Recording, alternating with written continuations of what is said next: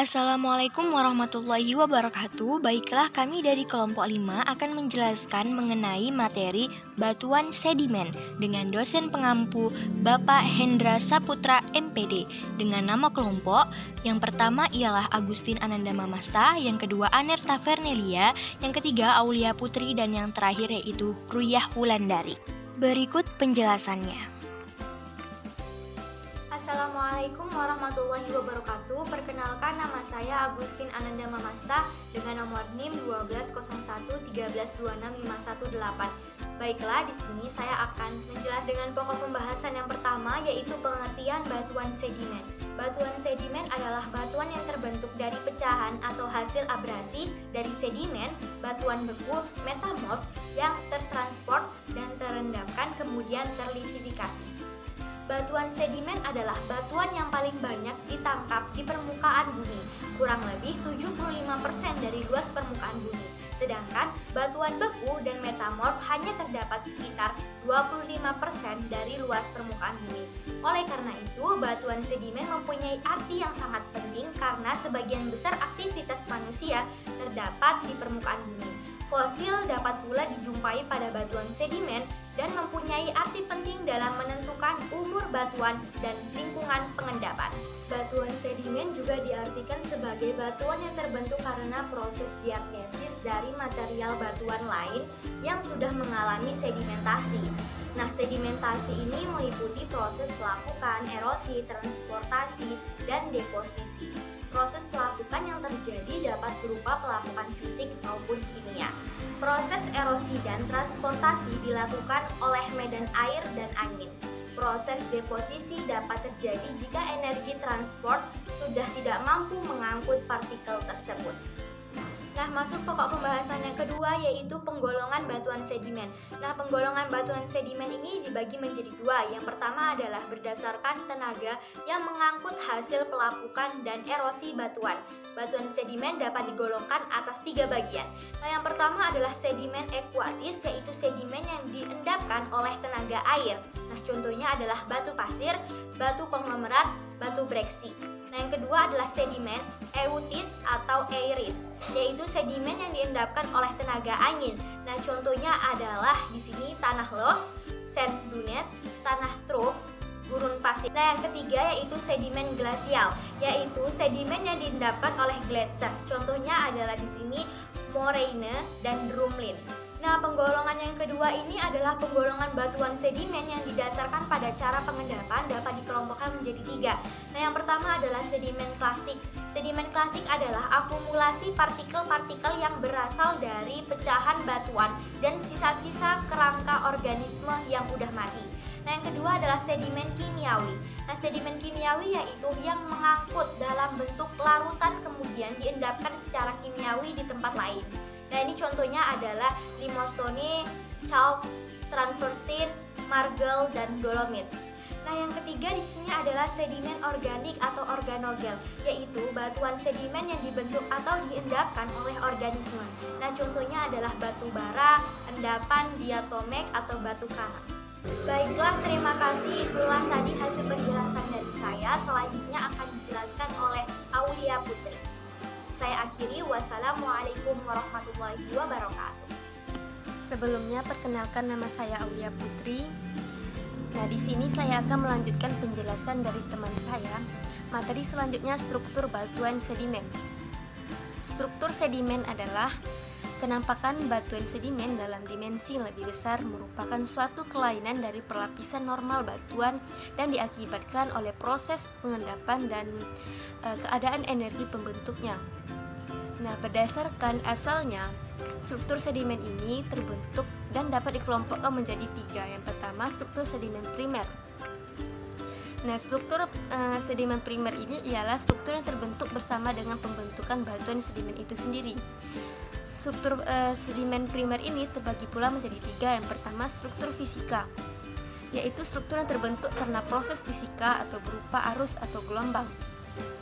Yang kedua, struktur biologi, yaitu struktur yang terbentuk karena aktivitas organisme biologis. Selanjutnya yang ketiga, struktur kimia, yaitu struktur yang terbentuk karena aktivitas kimiawi. Yang kedua, struktur sedimen sekunder, yaitu struktur yang terbentuk setelah terbentuknya batuan sedimen tersebut, seperti fault, jointing. Dari klasifikasi tersebut, beberapa struktur yang umumnya ditemukan pada batuan sedimen antara lain. Yang pertama, bedding, atau bisa dikenal sebagai struktur berlapis. Struktur ini merupakan ciri khas batuan sedimen yang memperlihatkan susunan berlapis-lapis pada batuan sedimen dengan ketebalan setiap lapisan 1 cm. Yang selanjutnya, cross bedding atau perlapisan silang siur. Batuan sedimen berstruktur ini memperlihatkan struktur perlapisan yang saling potong-memotong, terbentuk karena pengaruh perubahan energi ataupun arah arus pada saat sedimentasi berlangsung. Yang ketiga, graded bedding atau struktur berlapisan bergradasi. Memiliki ciri-ciri ukuran butir penyusun batuan sedimen yang berubah secara gradual, yaitu makin ke atas ukuran butir yang semakin halus, di mana pada proses pembentukannya butir yang lebih besar terendapkan terlebih dahulu, sedangkan yang lebih halus terendapkan di atasnya. Yang keempat, laminasi, yaitu struktur perlapisan dengan ketebalan masing-masing lapisan yang kurang dari 1 cm. Yang kelima, inverted graded bedding. Strukturnya memperlihatkan perubahan gradual butiran yang semakin ke atas semakin halus.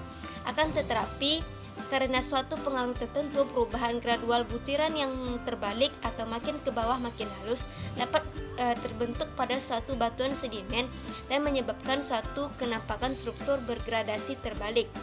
6. Struktur slump atau luncuran. Salah satu struktur batuan sedimen yang terbentuk lipatan kecil meluncur ke bawah karena adanya suatu pengangkatan pada suatu lapisan yang belum terkonsolidasi sempurna. Selanjutnya, load cast merupakan struktur batuan sedimen yang berupa lekukan di permukaan ataupun bentukan tak beraturan karena pengaruh suatu beban di atas bentukan tersebut. Selanjutnya, flood cast, yaitu suatu struktur batuan sedimen yang berupa gerusan di permukaan lapisan batuan karena pengaruh suatu arus. Washout ini merupakan kenampakan struktur batuan sedimen sebagai hasil dari erosi tiba-tiba karena pengaruh suatu arus kuat pada permukaannya. Selanjutnya, stromatolith. Stromatolith ini adalah struktur lapisan batuan sedimen dengan susunan terbentuk lembaran mirip terumbu yang terbentuk sebagai hasil dari aktivitas cyanobacteria. Nah, selanjutnya, toll marks. Struktur ini hampir sama dengan flood cast, namun bentuk gerusan pada permukaan atau lapisan batuan sedimen diakibatkan oleh gesekan benda atau suatu objek yang terpengaruh arus. Selanjutnya, toll marks. Struktur ini hampir sama dengan flood cast, namun bentuk gerusan pada permukaan atau lapisan batuan sedimen diakibatkan oleh gesekan benda atau suatu objek yang terpengaruh arus. Selanjutnya, rain print. Rain print atau rain marks merupakan suatu kenampakan atau struktur pada batuan sedimen akibat dari tetesan air hujan. Selanjutnya, burrow. Burrow ini struktur kenampakan pada lapisan batuan sedimen berupa lubang atau galian hasil dari suatu aktivitas organisme. Selanjutnya, trail, yaitu kenampakan jejak pada batuan sedimen berupa seretan bagian tubuh suatu makhluk hidup atau organisme. Selanjutnya, tracks, seperti struktur trail. Tracks merupakan kenampakan jejak berupa tapak kaki suatu organisme. Selanjutnya, mud cracks, bentuk retakan-retakan pada lapisan lumpur yang umumnya berbentuk poligonal. Selanjutnya, flame struktur. Nah, flame struktur ini kenampakan struktur yang seperti lidah atau kobaran api. Struktur ini dapat berbentuk ketika suatu sedimen yang belum terlitifikasi sempurna terbebani oleh suatu lapisan sedimen yang lebih berat di atasnya. Assalamualaikum warahmatullahi wabarakatuh. Nama saya Andarta Farnelia dari kelompok 5. Baiklah, saya akan menjelaskan tentang struktur organik. Struktur organik yaitu terbentuk akibat aktivitas makhluk hidup. Yang pertama, tabular cross bedding adalah suatu set yang bidang sentuhnya bukan merupakan bidang erosi, tapi merupakan bidang datar yang merupakan bidang non-sedimentasi. Yang kedua, planar cross bedding adalah suatu set di mana sentuhnya bukan merupakan bidang datar, melainkan bidang miring serta merupakan bidang non-sedimentasi. Yang ketiga, trog cross bedding merupakan struktur yang khas sekali di mana butiran makin ke atas makin halus. Yang keempat, graded bedding sangat penting sekali artinya dalam penelitian untuk menentukan yang mana atas dan yang bawah, di mana yang halus merupakan bagian atasnya, sedangkan bagian yang kasar merupakan bawahnya. Graded bedding yang disebabkan oleh arus turbid, di mana fraksi halus didapatkan di bagian atas juga terbesar di seluruh batuan tersebut. Sarjana genesa graded bedding oleh turbid juga terjadi selain oleh kerja suspensi juga disebabkan oleh pengaruh arus turbulensi. Yang keempat, tekstur batuan sedimen. Tekstur batuan sedimen adalah segala kenampakan yang menyangkut butir sedimen seperti ukuran butir, bentuk butir, dan orientasi. Struktur batuan sedimen mempunyai arti penting karena mencerminkan proses yang telah dialami batuan tersebut, terutama proses transportasi dan pengendapannya. Tekstur juga dapat digunakan untuk menginterpretasi lingkungan. Pengendapan batuan sedimen. Secara umum, batuan sedimen dibedakan menjadi dua, yaitu tekstur klasik dan non-klasik. Tekstur klasik. Unsur dari tekstur klasik fragmen, massa dasar atau matrik, dan semen. Fragmen atau grain yaitu batuan yang ukurannya lebih besar daripada pasir. Matrik yaitu butiran yang berukuran lebih kecil daripada fragmen dan diendapkan bersama-sama dengan fragmen. Semen yaitu material halus yang menjadi pengikat semen di endapan setelah fragmen dan matrik. Semen umumnya merupakan silika, kalsit, sulfat, atau oksida besi. Selanjutnya, tekstur batuan sedimen non-klastik. Pada umumnya, batuan sedimen non-klastik terdiri atas satu jenis mineral atau yang biasa disebut monomineralik. Pembagian jenis-jenis tekstur dan pada batuan sedimen non-klastik biasanya dengan memperhatikan kenampakan kristal penyusunannya. Macam-macam tekstur batuan sedimen non-klastik adalah sebagai berikut. 1. Amorf. Partikel umumnya berukuran lempung atau berupa koloid, non-kristalin. Yang kedua, olitik, tersusun atas kristal-kristal yang terbentuk bulat atau elipsoid, berkoloni atau berkumpul. Ukuran butirannya berkisar 0,25 mili sampai 2 mili. Yang ketiga, pisolitik, memiliki karakteristik seperti olitik, namun memiliki ukuran butir yang lebih besar, lebih dari 2 mili. Yang keempat, sakaroidal, terdiri atas butir-butir yang berukuran sangat halus dengan ukuran yang sama besar. Yang kelima, kristalin, tersusun atas kristal-kristal yang berukuran besar. Selanjutnya, ukuran butir kristal batuan sedimen non-klastik dibedakan atas. 1. Berbutir kasar dengan ukuran lebih besar 5 mili. Yang kedua, berbutir sedang dengan ukuran 1-5 mili. Yang ketiga, berbutir halus dengan ukuran lebih kecil 1 mili. Selanjutnya akan dijelaskan oleh teman saya, Ru'iyah Wulandari. Assalamualaikum warahmatullahi wabarakatuh.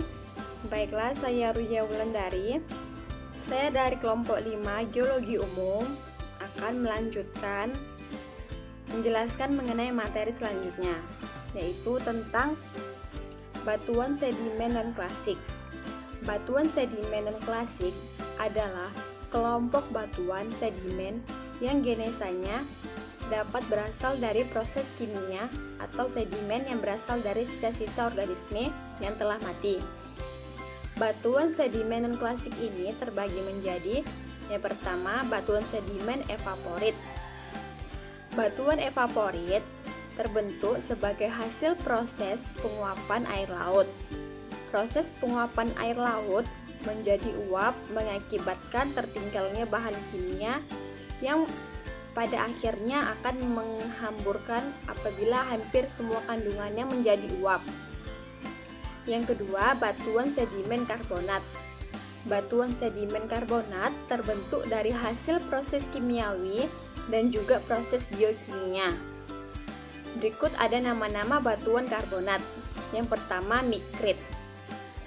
Bercirikan seperti berbutir sangat halus, mempunyai warna kelabu cerah hingga gelap, tersusun dari lumpur karbonat yang juga dikenali sebagai kalsilutit.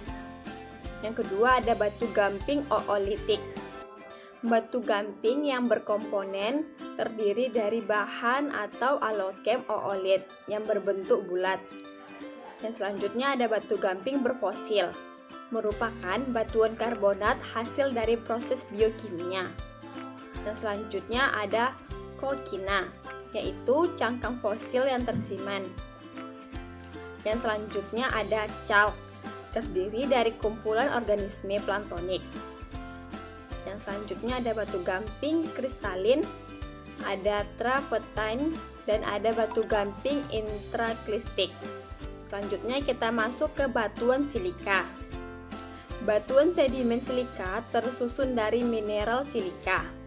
Batuan ini terhasil dari proses kimiawi dan biokimia dan berasal dari kumpulan organisme yang berkomposisi silika seperti diatome, radiolaria, dan sponges. Kadang-kadang, batuan karbonat dapat menjadi batuan bersilika apabila terjadi reaksi kimia, di mana mineral silika menggantikan kalsium karbonat. Ada beberapa kelompok batuan silika. Yang pertama, diatomite. Terlihat seperti kapur, tetapi tidak bereaksi dengan asam. Yang kedua ada rijang, merupakan batuan yang sangat keras dan tahan terhadap proses lelehan. Dan selanjutnya kita masuk ke batuan organik. Endapan organik terdiri dari kumpulan material organik yang akhirnya mengeras menjadi batu. Contoh yang paling baik adalah batu bara. Serpihan daun dan batang tumbuhan yang tebal dalam suatu cekungan biasanya dikaitkan dengan lingkungan daratan. Apabila mengalami tekanan yang tinggi, akan termampatkan dan akhirnya berubah menjadi bahan hidrokarbon batu bara. Sekian dari saya. Apabila ada kesalahan kata, saya mohon maaf. Saya akhiri dengan wassalamualaikum warahmatullahi wabarakatuh. Baiklah, terima kasih. Itulah tadi hasil penjelasan dari kelompok 5 tentang batuan sedimen. Kami akhiri, wassalamualaikum warahmatullahi wabarakatuh.